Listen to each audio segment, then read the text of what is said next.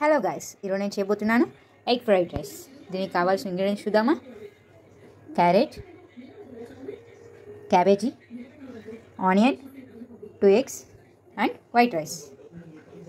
ముందుగా పొయ్యి మీద ఒక కడాయి పెట్టుకొని స్టవ్ వెలిగించుకోవాలి. కడాయి హీట్ ఎక్కింది. మనం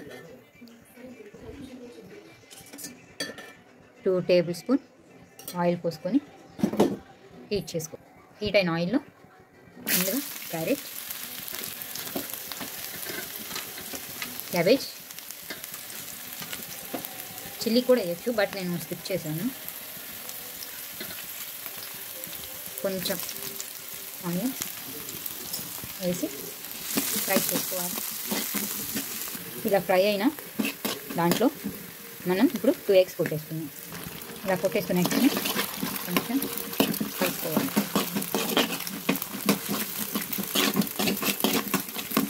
మీరు రైస్ని బట్టి ఎగ్స్ వేసుకోండి. నాది కొంచెమే కాబట్టి 2 eggs వేసుకున్నాను. క్వాంటిటీ బట్టి వేసుకుంటే బాగుంటుంది. ఇలా ఫ్రై అయిన ఎగ్స్లో మనం రైస్ వేసుకోవాలి. దీన్ని ఇప్పుడు బాగా మిక్స్ చేసుకోవాలి. ఇలా మిక్స్ చేసుకున్న తర్వాత తగినంత ఉప్పు, మీ రైస్ని బట్టి మీరు ఎంత క్వాంటిటీ బట్టి అంత ఉప్పు వేసుకోండి.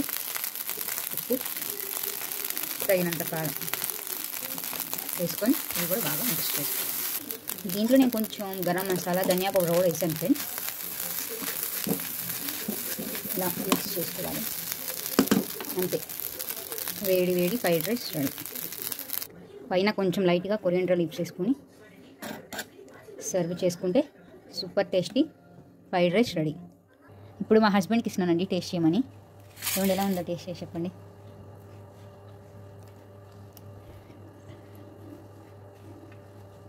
ఎలా ఉంది? Good, super.